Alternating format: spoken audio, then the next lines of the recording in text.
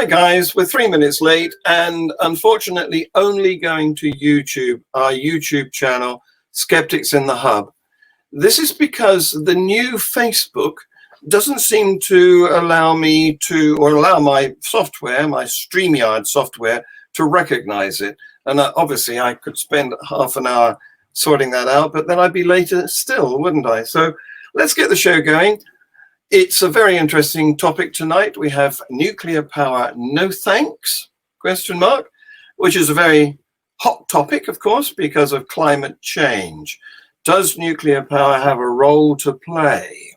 My guest tonight is John Stumbles. Hello, John. Hello, John. How the devil are you? I'm good. How are you? Good, good, good. Yeah, I'm fine.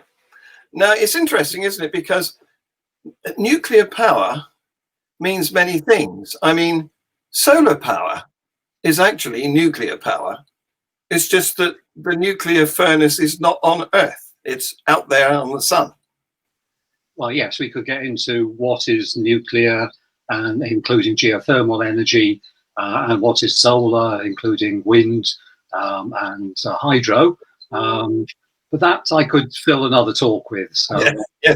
So arguably, all of material is caused by nuclear power anyway, because the elements were formed in the stars. So that's not what we want to talk about tonight, is it? No. It's man-made nuclear power. And I think you have a presentation for us? I do, yeah. Are you ready? I'll give it a go. Okay, would you like to put up the first slide? How's this? That's good. Okay, this talk is ostensibly about nuclear energy. Okay, stop the slide.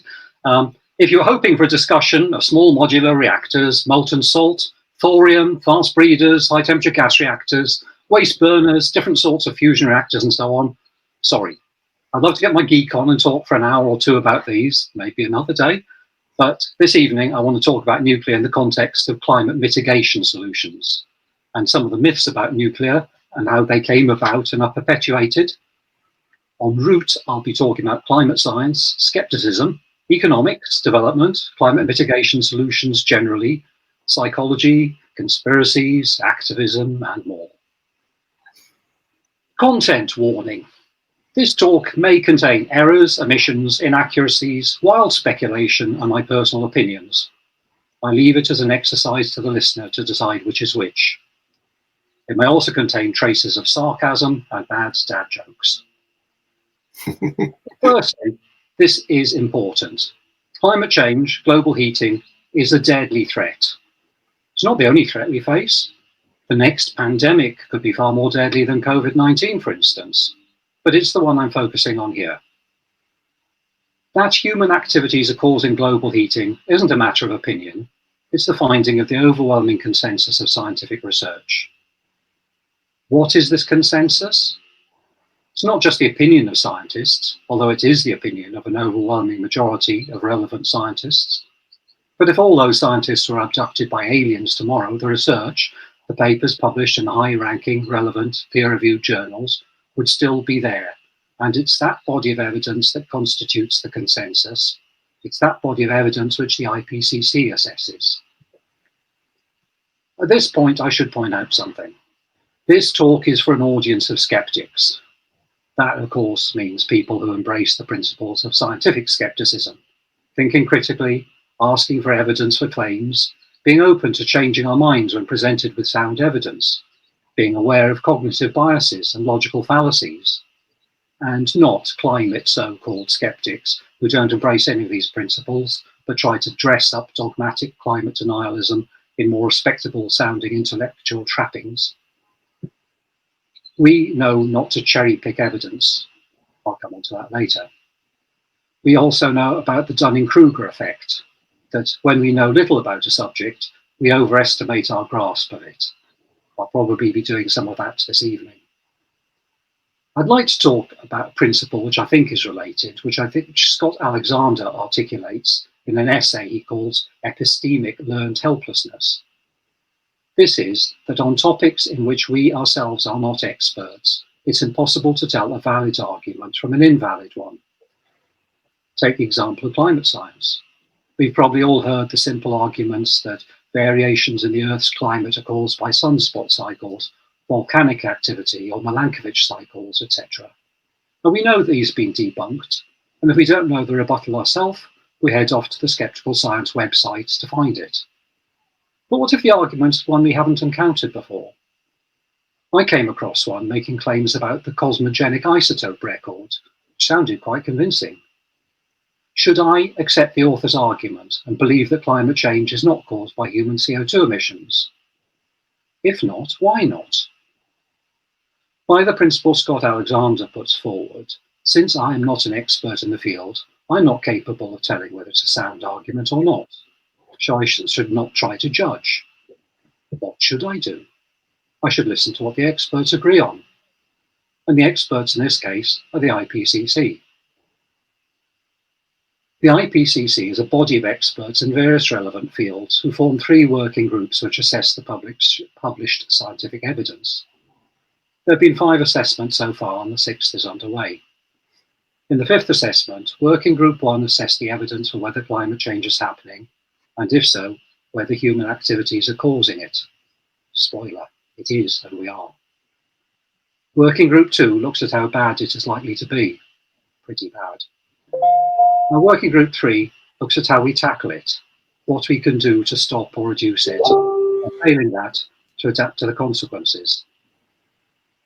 What do they find? We've probably all heard the arguments about nuclear versus renewables and whether we could go 100% wind, water and solar, or if fusion or thorium are going to save us.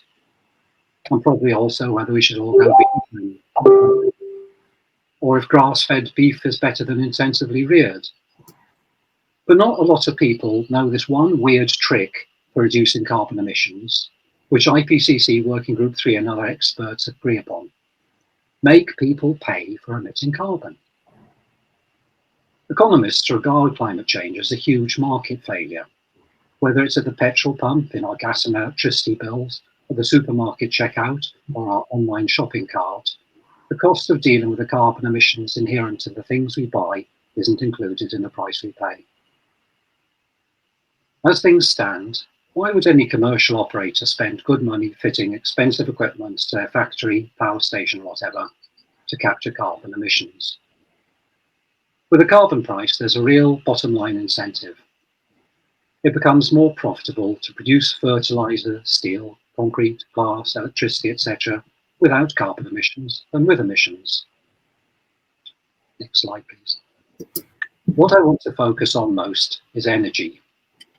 The late David Mackay, author of Sustainable Energy Without the Hot Air, a personal hero of mine, said the climate problem is mostly an energy problem. Stop the slide, thanks. Energy is key to all life on Earth.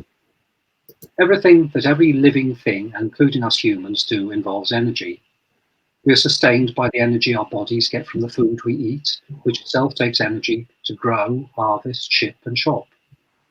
Energy keeps us warm in the cold, cool in the heat, pumps clean water to us and takes our waste and sewage away, gets us from A to B, runs our industry, healthcare, education, commerce, computers and internet, builds houses, digs ditches and ships our goods and not so goods. But like running water, we in the rich world tend to take it for granted. We may grumble at our fuel bill or the price of the pump, but for most of us, its availability is unquestioned. Not so for everybody. We're horrified to hear of people in our own country, our own neighbours, who live in fuel poverty and have to choose between heating and eating. But for billions of the poorest people in the world, energy poverty is everyday reality. Electricity is a luxury. Having enough to charge a mobile phone and run an electric light bulb after dark is for many an aspiration. Having enough to run an electric hot plate or bottle gas stove to cook on rather than cooking over a wood fire saves the lungs of women and children and reduces deforestation. Having a reliable supply of electricity lets you run a fridge so you can keep perishable foods for more than a few hours, saving food waste and reducing food poisoning. The availability of plentiful, affordable energy is strongly correlated with prosperity and with it, resilience to the challenges of nature and the increasing challenges caused by global heating. Now, we all know that correlation does not imply causation, and undoubtedly some demand for energy is the result rather than the enabler of prosperity, such as when we can't be asked to turn off the lights or leave the heating on unnecessarily. But energy is essential for many aspects of prosperity. Lighting and fridges, as I mentioned, pumping clean water. We'll increasingly need desalination as climate change disrupts rainfall. Air conditioning, which we'll need more of as temperatures rise, and which not only saves lives from heat stress, but increases our productivity. Our bodies and minds work best between a narrow range of moderate temperatures. We need energy to produce fertilizer to grow crops to feed ourselves more efficiently than putting extra land under the plough to grow nitrogen-fixing plants. We need energy to produce steel, concrete, and other materials which we need to construct buildings which can withstand storms and floods. Electricity and fossil fuels free humans from physical labour growing food, gathering fuel, chopping wood, fetching water, and so on, for more productive, enriching activities. It particularly emancipates women and girls, which has been shown to be one of the most effective ways of reducing poverty and reversing population growth. And it has environmental benefits too. Replacing wood with other fuels reduces and can reverse deforestation, habitat loss, and biodiversity loss. Growing food more efficiently spares land for other activities, including rewilding. We can even produce basic flour-like foods from electricity rather than sunlight, with no land use required, allowing further reversion of arable lands to nature or other uses. So energy is vital for us to survive and thrive, and we need more of it to thrive more. But the problem is that most of the energy we've been using has had the unfortunate side effect of pumping carbon dioxide and other greenhouse gases into the atmosphere, causing the global heating we're now experiencing. So we need to reduce and eliminate these emissions, and to do so by yesterday, or failing that, in the next 30 or so years, to have a reasonable chance of keeping our planet habitable for humans. Next slide, please. How are we doing with that? Not very well. Although we've known about this problem for over 30 years, our global emissions are still going up, not going down, not going down as quickly as we need, but still going up. Thanks, slide. So, how do we decarbonise our energy uses? In three ways. We can use less energy, we can capture the emissions from existing uses, or replace greenhouse gas emitting sources with ones that don't emit them. The first, reduction, includes improving efficiency and reducing demand. For example, at home we may install a more efficient heating system, or improve insulation and draft proofing to maintain the same temperatures with less energy use. And we could turn down the thermostat and put on warmer clothes to manage with lower temperatures. Next slide, please.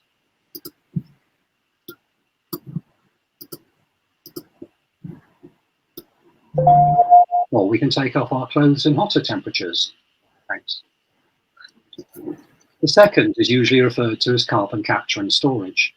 I haven't got time to talk about it now, except to say it's a bunch of fairly tried and tested technologies used in various industries, but really needs carbon pricing to make it economically viable.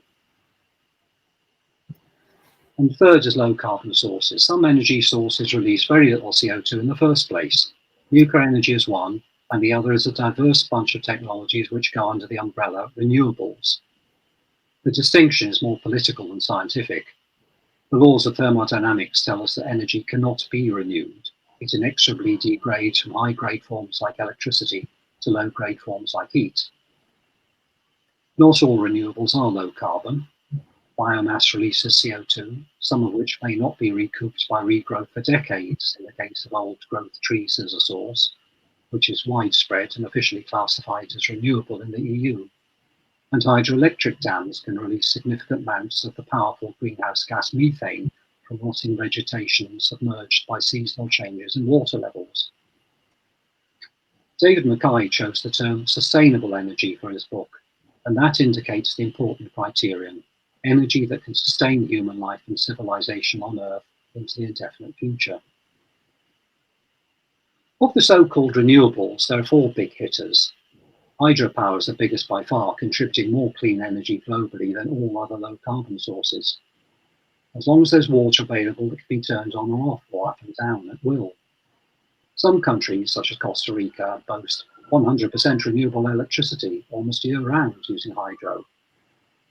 Its downsides are that hydro requires the right combination of geography and hydrology, which is increasingly at risk from climate change. Damming rivers has huge ecological impacts both down and upstream. It can cause political problems between countries sharing a river system. Seasonal fluctuations in reservoir levels can cause methane emissions, and dams can be extremely dangerous if they fail, such as the Bankao Dam in China, which may have killed up to 250,000 people. Most hydro potential in the developed world has already been exploited, but there's still scope in the developing world. Another big source of renewable energy is biomass. In fact, it's one of the most widespread in the world in the form of wood, crop residue, and animal dung used for cooking by the world's poorest people. It results in heart and lung disease in those, especially women and children, exposed to its smoke, and deforestation, and reduced soil fertility where dung could otherwise be returned to the soil as fertilizer. Biomass has in recent years become widely used for domestic and commercial heating in wood stoves and biomass boilers, and for electricity generation in power stations, often former coal-fired units converted to burn wood pellets, such as the big power station at Drax in Yorkshire. This practice is regarded and rewarded by the EU as a low-carbon renewable, but has been widely criticised for burning not waste wood, but whole trees from old-growth forests in America, and for the crucial time gap of half a century or more emitting CO2 from combustion, the CO2 being re-sequestered by regrowth of the forests they came from, when we need to be reducing atmospheric CO2 right now. There are fast-growing plants such as miscanthus, which could be used as fuel instead of trees from the old-growth forests.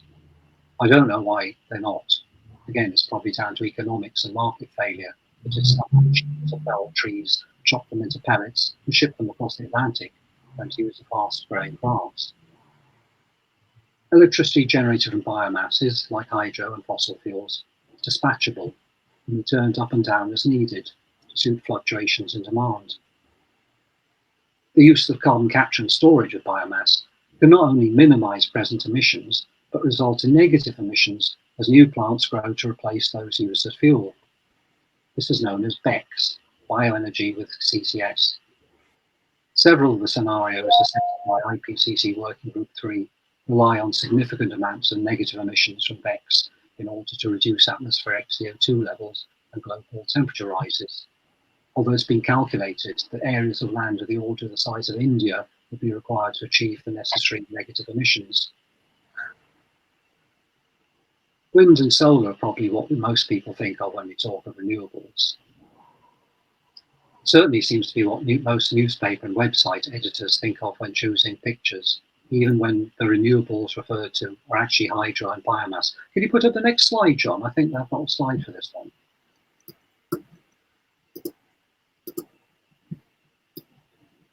Yeah, that's it. That was Costa Rica's on 100% renewable energy. Actually, hydro, they've got practically no wind and solar. You can take the slide down. Wind works best where it's windy, and solar works best where it's sunny. Who knew? Germany and Britain are not very sunny, as the generally pale-skinned natives of these regions would seem to suggest. The popularity of solar in these regions is probably more to do with economics than physics. Neither wind nor solar can be turned up and down when we need them. Instead, both turn themselves up and down when they will. There are various ways we can tackle this problem, some more speculative and even harebrained than others, but I haven't got time to talk about them now. In practice, what happens is we have dispatchable fossil fuel, biomass, and or hydro on the grid, which we use to back up our VREs, variable renewable energy. And in reality, the backup sources are providing most of the power, with our VRE chipping in maybe 30% for wind or 10% for solar in the UK. So what about nuclear? What is the best, say? For this, we need to go to Chapter 7, Energy Systems, of Working Group 3's report in the executive summary. In the executive summary of the report, they say, go to the next slide, they say, nuclear energy is a mature, low greenhouse gas emission source of base load power, yada, yada, yada. I'd agree to this bit. And the next, bring the next slide up. And the rest of Chapter 7, where they assess uranium reserves, reactor technology, next generation designs, fuel cycles, waste proliferation, greenhouse gas emissions, cost, accidents, public perception, and so on. Thanks. It makes great bedtime reading for insomniacs, but we haven't got all night, so TLDR, it has pros and cons, but it's an important part of effective mitigation plans. And to be clear, that's old-fashioned nuclear tech we can build today, not just whizzy next-generation designs we might get in 10 years' time. Not 100% renewables, not 100% nuclear. We're in a climate crisis and we need everything we've got. Renewables, nuclear, carbon capture and storage, bioenergy with carbon capture and storage, land use changes, everything. And carbon pricing, especially carbon pricing. So that's it. Our most thorough scientific assessment finds that climate change is real, we're causing it, it's serious, and nuclear is part of our toolkit for tackling it. End of story. Or it should be. But somehow it seems that some people didn't get the memo about not cherry picking. There are people, mostly on the political right, who reject the scientific consensus and the IPCC's assessment on climate change wholesale. They don't necessarily reject all solutions. The French decarbonised their electricity with nuclear because they wanted energy security, and free market capitalists in America built nuclear power plants because they were more profitable than coal. Other people, mostly the green left, accept the findings of Working Groups 1 and 2 and the finding of Working Group 3 on energy conservation and renewables. When it comes to the rest of their assessment on nuclear, and usually fossil fuels with carbon capture, they're like, la, la, la, la, I can't hear you. This is unfortunate, because climate change is not, or ought not to be, a left-right issue. It affects us all, like an asteroid headed towards Earth, which both left and right have an equal interest in tackling. If we on the left want to challenge the right to accept the science and work together on climate change solutions, maybe it would help if we ourselves were to accept the science and work together on climate change solutions. Why is there such often furiously heated opposition to nuclear energy? I think there are several reasons. Amongst the general public, there's a fairly widespread fear, phobia even, of atomic radiation, far out of proportion to its real harms. The evidence from atomic bomb survivors, Chernobyl firefighters and cleanup workers, and others exposed to significant amounts of radiation show that it takes an awful lot to kill people. Children are susceptible to radioactive iodine-131, which can cause thyroid cancer, which happened at Chernobyl, where the Soviet government, in denial of the accident, failed to protect the local population. But even these cancers are easily treated and rarely fatal. Otherwise, radiation appears to be a very weak carcinogen.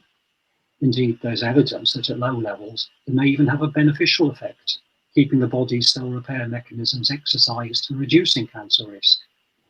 But the effect either way is so small it's impossible to detect against the much higher incidence of normally occurring cancers. Likewise for mutations. Studies show no significant increase in rates of birth abnormalities in those exposed to Hiroshima, Nagasaki, or Chernobyl, which is sad for the tens of thousands of women who aborted wanted pregnancies out of fear after Chernobyl. The most widespread harm from radiation is fear of it.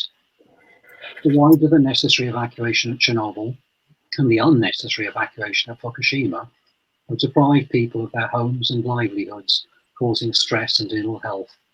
And evacuees' fears that they've been exposed to radiation which will ultimately kill them leads to fatalistic, unhealthy behaviours. A notoriously pseudo-scientific report on Chernobyl by Greenpeace, claiming it caused hundreds of thousands of deaths, even ascribed cirrhosis of the liver to the accident. Sadly, that was likely to have been a real result of the radiophobia which Greenpeace have been contributing to over the years. At Fukushima, a study found that if people had stayed in their homes rather than being evacuated after the accident, they would have lost, on average, 3 months of life expectancy. For comparison, living in a city like London costs around 4.5 months. Similar fears and scientific ignorance, misinformed popular views have spent nuclear fuel, aka nuclear waste. Well, this is indeed ferociously and lethally radioactive when removed from a reactor. Its activity and danger decreases exponentially with time. After several years cooling off in a pond, spent fuel rods are transferred to robust concrete and steel casks, where they sit around doing nobody any harm. Eventually, they may be recovered and burned up in breeder reactors if we need the fuel they still contain, or may be buried underground if anyone can overcome the objections of the anti-nuclear activists who simultaneously complain of the lack of long-term disposal and object to building it. The safety of reactors themselves is another public fear.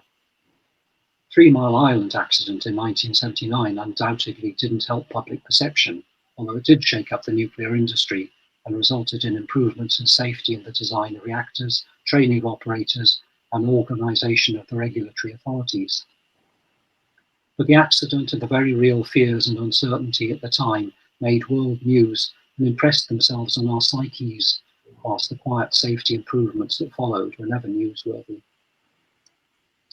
Likewise, Chernobyl and Fukushima attracted mass media attention, fairly justifiably in the case of Chernobyl, with the focus of attention on the Fukushima Daiichi power plant, which killed nobody, amidst a natural disaster which killed at least 16,000 people, was objectively perverse.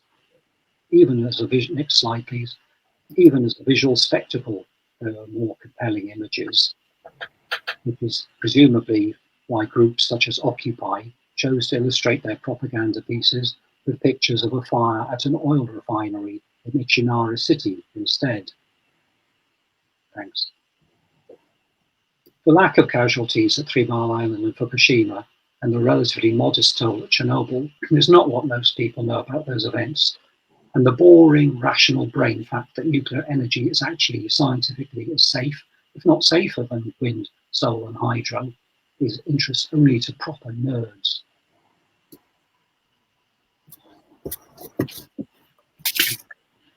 Amongst green environmentalists, I think much of the opposition to nuclear and other technologies is cultural.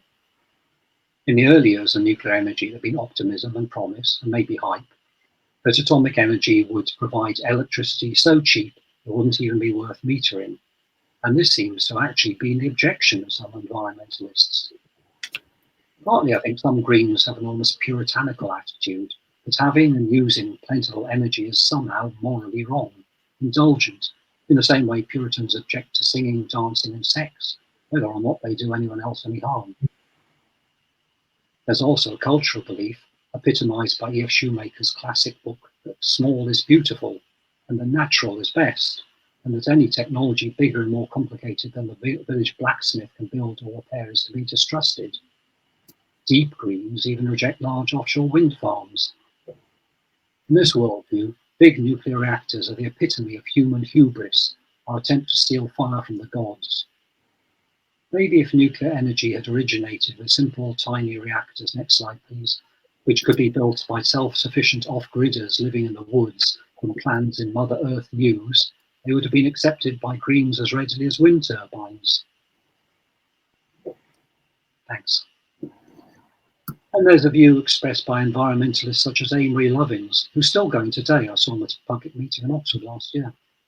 Back in 1977, he thought it would be little short of disastrous for us to discover a source of clean, cheap, abundant energy because of what we would do with it.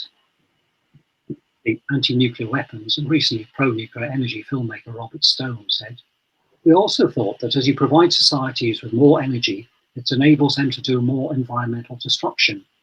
The idea of tying us to the natural forces of the wind and the sun was very appealing, in that it would limit and constrain human development." So, how did that work out?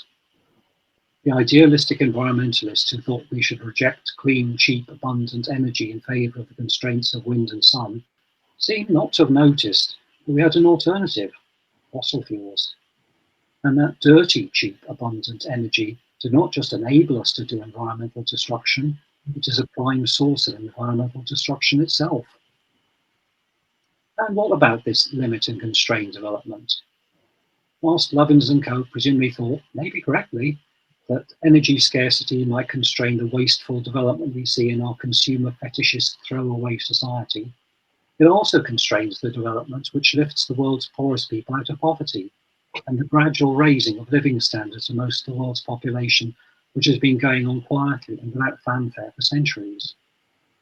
Half a century ago, when I was the age Greta Thunberg is now, the world's population was about half its present size, and half of those people lived in absolute grinding poverty. Today, despite the population having doubled, far fewer people, in absolute as well as relative numbers, live in poverty. And we were until recently on track to eliminating absolute poverty by 2030. But in the absence of cheap, clean energy, much of this development has been achieved with cheap, dirty energy, coal. Much of the world's population is now in a race between rising living standards, which increase their resilience to climate change, and the climate change which the coal burning that makes possible their rising living standards is contributing to. Yet many environmentalists insist that we have to globally reduce consumption to tackle climate change. This seems to ignore the need for more energy for the world's poor. Next slide. The model of one very influential proponent of 100% renewables, no nuclear plans, presupposes that by 2050, the average Indian person will have access to only 1/5 as much energy as their first world counterparts. Yet this plan is enthusiastically promoted by activists who, in almost the same breath, demand climate justice now. Thanks. I think there's another factor we need to consider. Stop the slide, thanks. I think there's another factor we need to consider in why there's such intense opposition, especially from the Greens, to nuclear energy. Let's ask an awkward question. Who is really harmed by nuclear energy and benefits from opposing it? Not ordinary people, who suffer more in ill health and death from air pollution, not to mention the effects of climate change from fossil fuels, than they are at risk of suffering from nuclear accidents. But we saw in the 1970s and 80s that the fossil fuel industry was completely wiped out of France and Sweden's electricity sectors by nuclear energy. And the USA, Canada, Britain, Germany, Japan, and elsewhere were going the same way.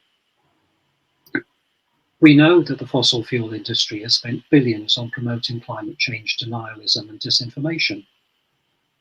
Is it possible that they have had a hand behind the scenes in the anti-nuclear movement? Indeed, given what we know of their climate disinformation dirty tricks, is it likely they haven't done so? There's certainly some evidence they have. Next slide, please.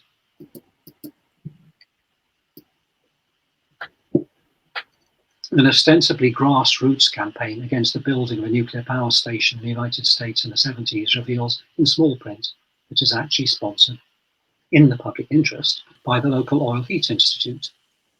One wonders why the slogan read solar not nuclear rather than oil not nuclear. I guess that's a mystery we'll never know the answer to. Next slide. Here's more recent. Back.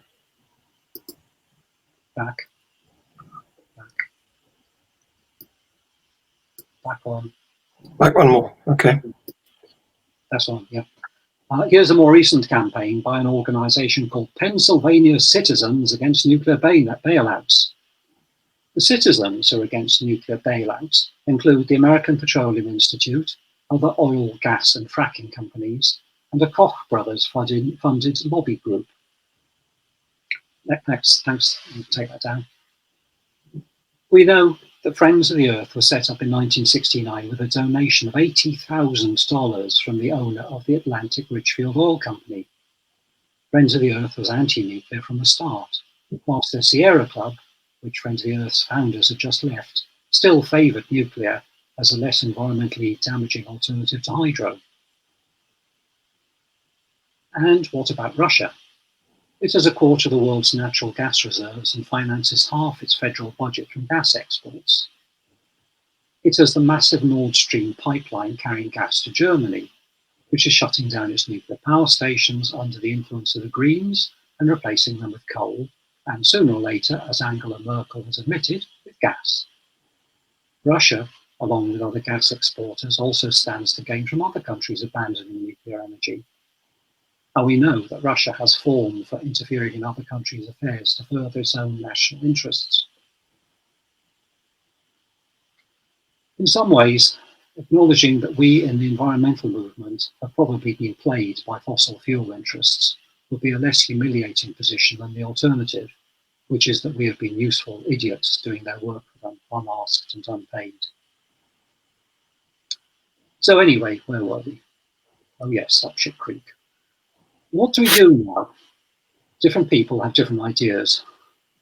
To give a rather crude caricature, there are two main camps here.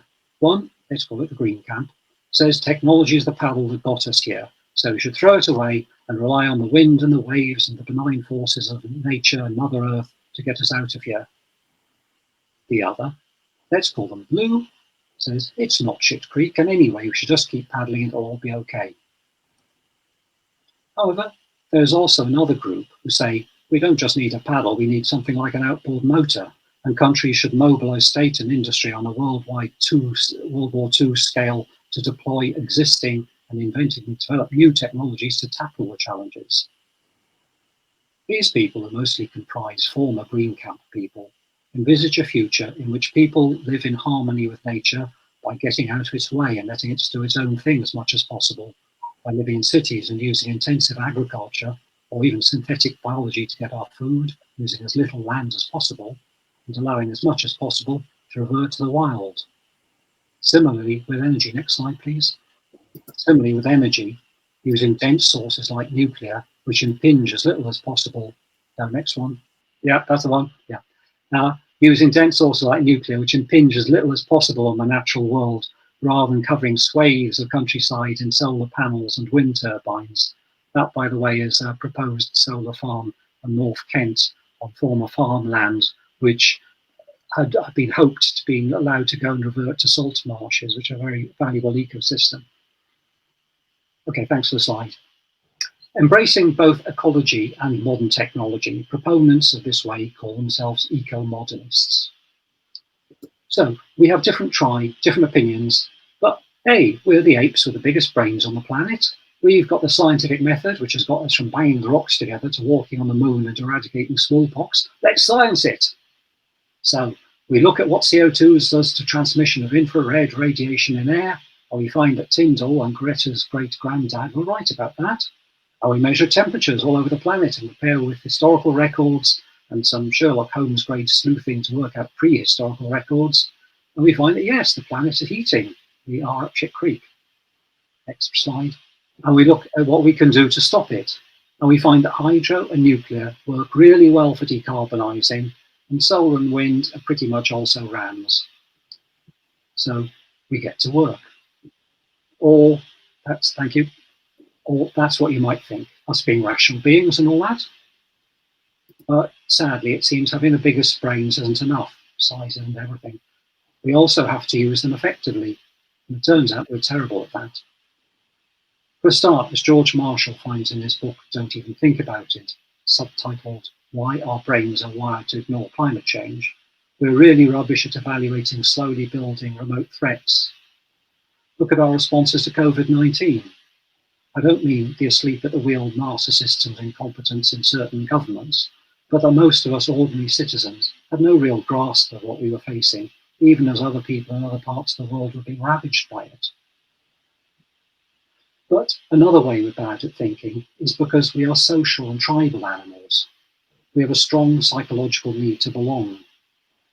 One of the most powerful punishments a society can inflict on a member is ostracism, being shunned by a community. We are powerfully and usually unconsciously motivated to stay in with our in crowd. Psychologists find that we process information according to how it fits with our culture. Given the same information about, say, climate change, political conservatives are more likely to discount its source and reject it, whilst liberals are more likely to accept it. Those of us in the Green movement are no less human or exempt from the same human traits.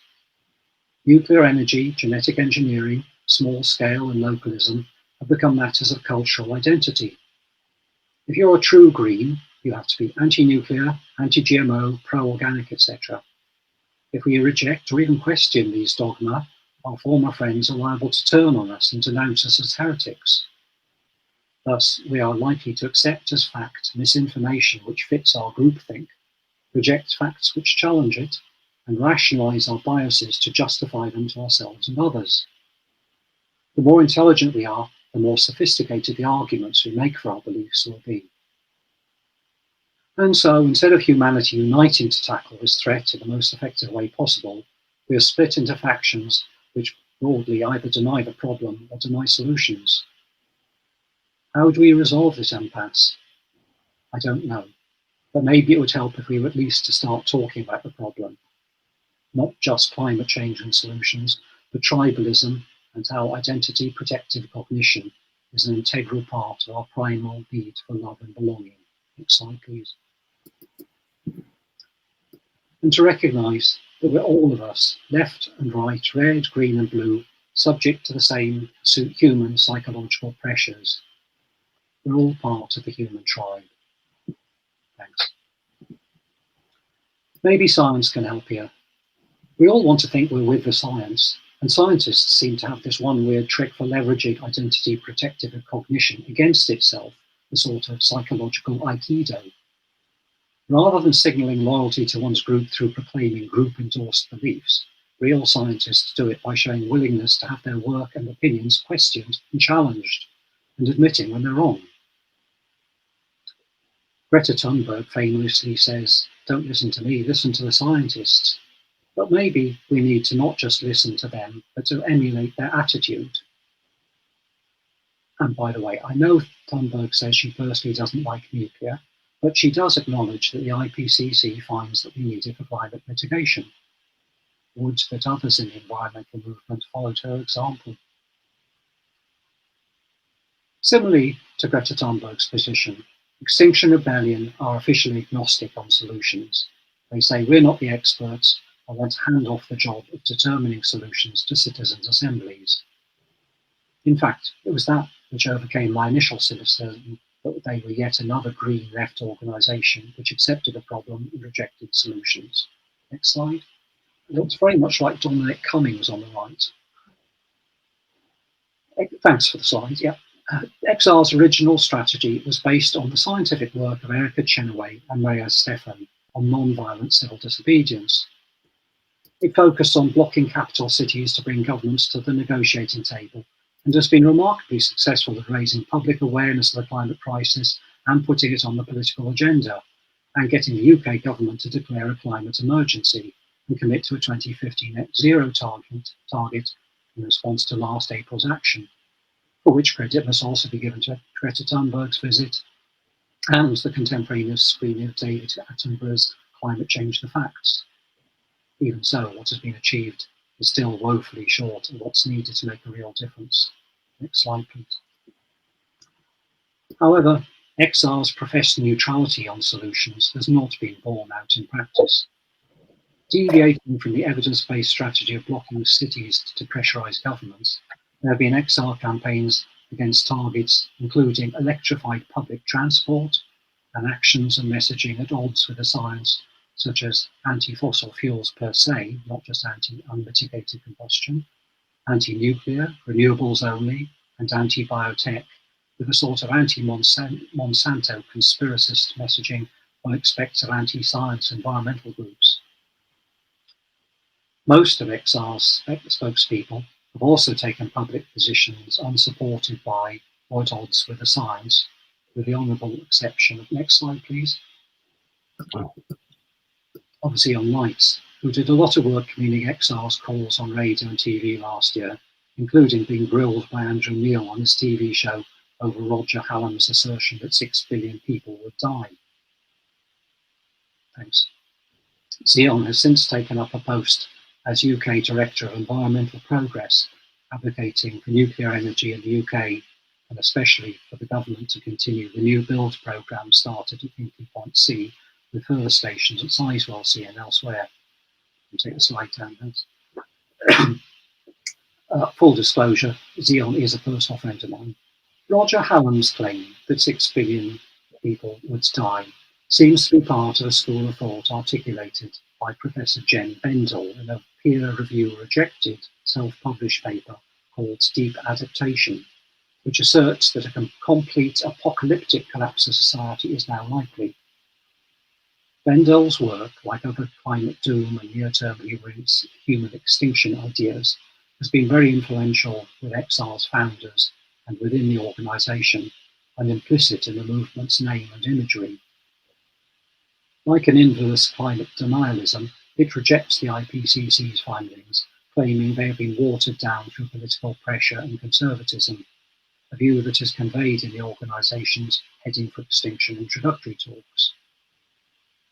The claims made in Deep Adaptation have recently been challenged as scientifically unjustified by a group of scientists within XR, led by Tom Nicholas, a young PhD researcher in Oxford. Tom and his colleagues accept the science that we are in a climate and ecological crisis, and that without enormous mitigation measures, some form of societal collapse is plausible, but that it is not inevitable, and the belief that it is likely hampers rather than helps us effectively tackle the challenges the emergency presents. Tom is in your audience. Hi, Tom. XR also has a problem of inclusivity. Next slide, please. The criticism often levelled against XR is that it is predominantly white and middle class. This causes us liberal lefties much angst, but what I rarely, if ever, hear is any acknowledgement that we are politically exclusive. We are mostly liberal lefties, and we are a minority of society, and for our campaign to be effective, we really need to include non-lefties, even conservatives. From the moral foundations theory of Jonathan Haidt and colleagues, we know that conservatives value respect for authority in a way progressive liberals lefties tend not to. Next slide. So we might as well have run the red flag up the mast of our pink boat when we called ourselves a rebellion. Stop the slide. None of this is to dismiss XR. It is not perfect, but it is awesome. XR and Greta and the school strikers have put climate change on the political agenda in a way we could only dream of just over a year ago. Next slide. That's it. Yep, brilliant. Got that. Is that the one you want? That's the one. Yep. Yep. What can we do? May I offer some suggestions? Get involved. The climate movement needs critical thinking. As Richard Feynman observed, you can't fool nature, but it also needs us to do what we can. Working with Extinction Rebellion may or may not be right for you. You can make contact with your local XR group and find out. Do ask awkward but honest questions. XR activists are going to get challenged on the slide. Next slide, please. You're going to get challenged on by members of the public and others. Okay, stop the slide, please. Go along to actions, even if just as a bystander. There are regional actions planned for the August bank holiday and an action at the Houses of Parliament on 1st of September. There's a lot of misrepresentation of XR in the media. Who knew? Find out for yourself what's going on. Tell your friends, neighbours, colleagues and families. Are we really all uncooperative crusties? Or are some of us uncooperative scientists and librarians and artists and engineers and plumbers and lecturers and doctors and nurses and housewives and house husbands? Getting involved with XR actions, if you choose to do so, doesn't mean having to choose to get arrested. There are lots of roles on the street and behind the scenes to participate in. XR is also not about shaming or blaming.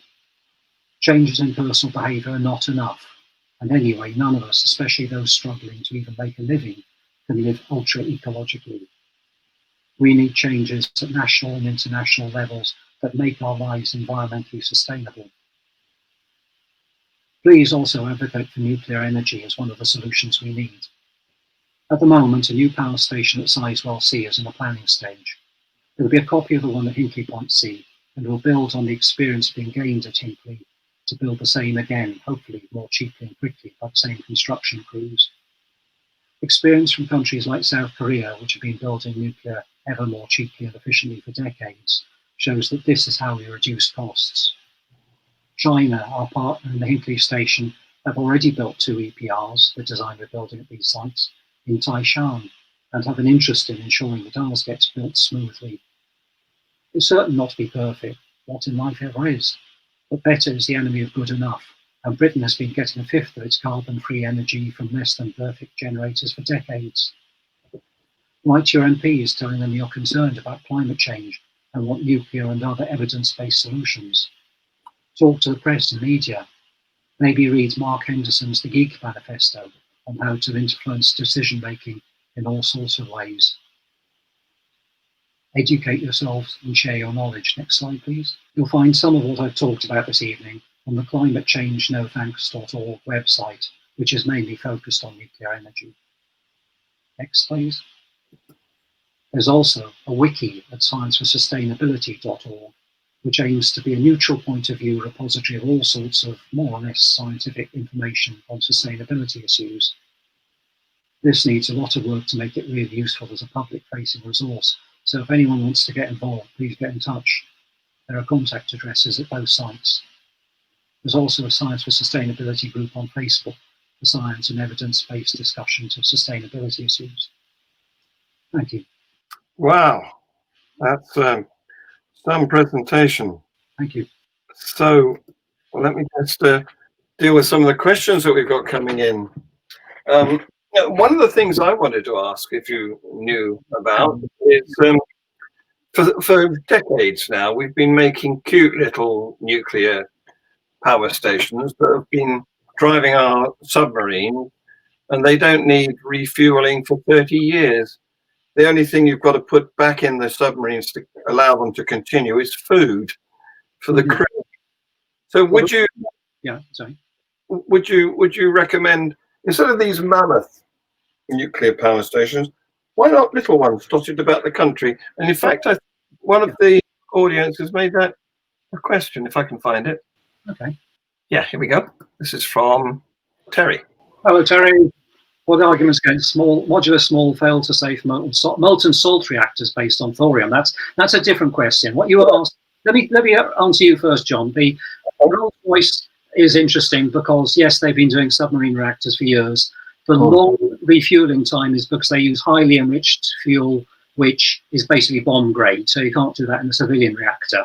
But there is a consortium led by Rolls-Royce, which is using presumably their submarine technology to build a small modular reactor for civilian use, and they are anticipating the first one to be out about just before the end of the decade.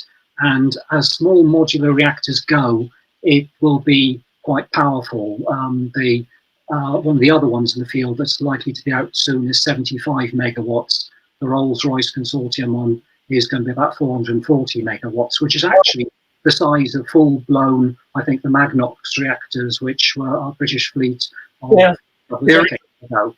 The price is going to be about similar to the price per unit of EPRs like Sizewell and Hinkley Point C, but because the price to buy a single one of them will be, I think, just under 2 billion, that is comparable to the price of a large offshore wind farm that can be raised by developers without huge government involvement.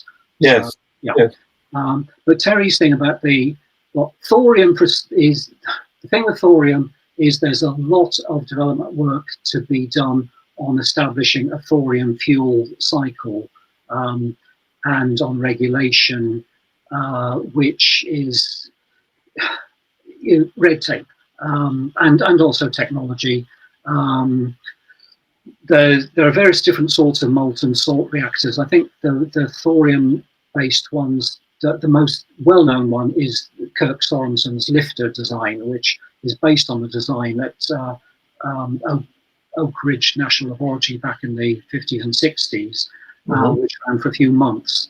But to scale it, to get it to go as something you can run for years on end, there are going to be materials, corrosion problems and stuff like that. Also, various problems with the continual reprocessing that is required by them, with proliferation concerns as well. You know, it's something that we can certainly be working on, but don't hold your breath waiting for it to come in. Yeah, once you start shipping radioactive fuel around, there's a risk that it could be hijacked, isn't there? Yeah, it depends. Yeah, I mean, the thing with current generation stuff is the International Atomic Energy Authority sort of controls on it, I think, are fairly stringent and really mitigate against it, anything getting in, you know, crossing over from civilian to military use. So it takes a long time to make a nuclear plant, at least the ones that we build now, which are massive. And the argument here is that we need a solution now. It's funny enough, this came up yesterday. Somebody posted, there's a really nice time-lapse video of building a wind turbine in, I think it's development in Pakistan. And the amount of groundworks and everything that goes into it, really staggering. And at the end of it, you had a 1.5 megawatt turbine. Now, you can get much bigger ones, but I was trying to work out, you know, supposing an EPR takes 10 years to build, that same 1.5 megawatt turbine, you would have to be building just under 2 of those a day to achieve the same rate. And then you've got to do something about the intermittency, which is something I left out of my talk. I didn't have time to talk about it. Well, you're going to be asked about that in a minute. And the cost thing is, I think economics is one of those things a bit like statistics. There's lies, damn lies in economics, and depending on, you know, how you slice it. I'm not up to speed with the economics. I think depending on what your market is like, it can look like one's cheaper than the other. Certainly, the sort of raw cost at the time, for instance, that the Hinkley Point C strike price of £92.50 a megawatt hour was agreed. Onshore wind was a bit cheaper, and offshore wind was coming in a bit more expensive. Wind has dropped since then, but you're not really comparing like with like, because with wind you're not pay. I mean, like we said, we need to price the externalities of carbon emitting sources. You know, carbon pricing. That's what the economists, the IPCC, find. You also have externalities to intermittent sources, because you have to do something to make them able to work reliably. So you need masses of storage, or you need to, you know, build twice the amount and have massive transmission lines to somewhere where the wind is, you know, like half a continent, or the other side of the continent, where the wind is guaranteed to be different. Things like that. So, well, you know, if you work in, or you've got to have backup systems, which at the moment is what we have, which are fossil fuels. So, you can't just drop in wind as a replacement for nuclear. No, and it's always difficult to predict the future, isn't it? There's so many factors involved in costing things. It's a guess, really. Yes, yeah. And part of the cost, I mean, okay, one of the things about Hinkley, just to say, is part of the extreme cost of that was the neoliberal financing model, which means that actually 2/3 of the cost of that is interest on the money being put in to build it. Big projects like that used to be done, and can still be done if governments stop, you know, being such bloody, you know, right-wing or neoliberal. So we mustn't govern. You know, if governments can raise finance at very low rates of interest, and you could, you know, have a plant that was 1/3 the cost of that if you did it that way. So interest rates, of course, are not predictable very easily, very accurately anyway. But what if we had a global grid? Because it's always raining and winding somewhere. This is one of the things that I had to cut out from my talk. But if anybody is seriously talking about shipping I mean, you know, the pylons, the 440 kV pylons that we see across the countryside, those carry of the order of a gigawatt. There may be 2 gigawatts, maybe, you know, but ballpark figure. High voltage DC, you know, maybe, I don't know, maybe you could get 10 gigawatts on a pylon with several lines on it, something like that. But then you get losses, don't you, with DC? Yeah, well, you get lower losses, but let's ignore that's not the main problem. The thing is, Britain has a total energy consumption in the not just electricity. Electricity we consume about 50 gigawatts. Our total energy consumption is about 200 gigawatts equivalent, and a lot of that wants to be electricity because we want to decarbonise, and a lot of decarbonising is going to be electrifying things. So, you know, if a high voltage DC line would take, say, 10 gigawatts, you'd need 10 of those. And where are you going to connect them to? Okay, let's say we build huge solar in the North African desert and say to France, hey, do you mind if we put 10 great big pylon lines across your country to channel the electricity up to us? Germany has been stymied for years in trying to build transmission lines between the wind-rich north of the country and the energy-hungry south of it, and has just been opposed by, you know, objectors in its own country. That's not international diplomacy. So I don't know what these people who are talking about global grids are smoking, but I'd really like some. I was tempted to do a German accent for NIMBY, but I don't think I'll bother. No, don't. So here's another question.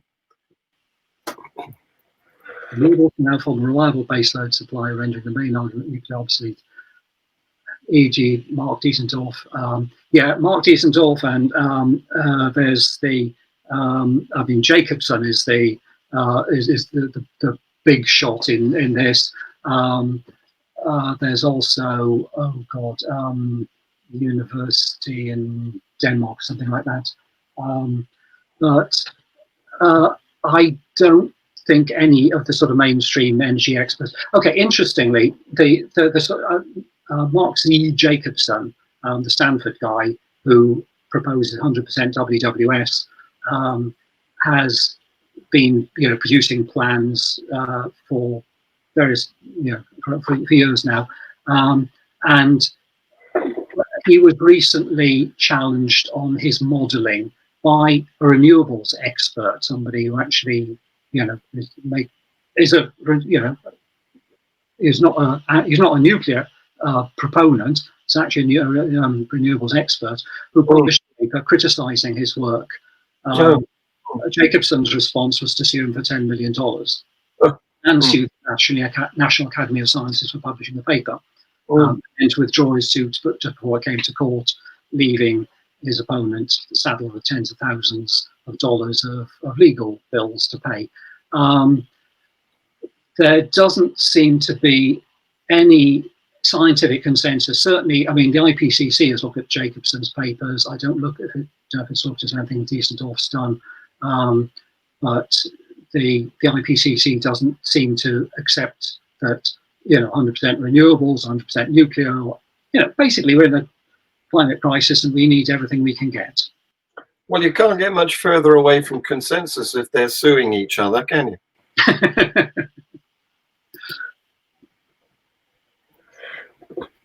I don't know. Sorry, Will. I have no idea about the politics of that. This is the. Let me know if you find out, because I'm interested. Yeah. Well, there will be an opportunity to continue to comment when this becomes a podcast after we stop live streaming. So this is the Brexit, the monster of Brexit raising its head, isn't it? Yeah. Anyway, I think you've been fantastic, and we've got we've still got an audience, and we've got lots of people who have commented. I haven't put up all the comments because not all of them have been questions. Okay. But thank you very much for watching, those of you who are, and thank you very much, John, for presenting. Right, and thank you for inviting me. Take the rest of the day off. Okay. Cheers. Good night.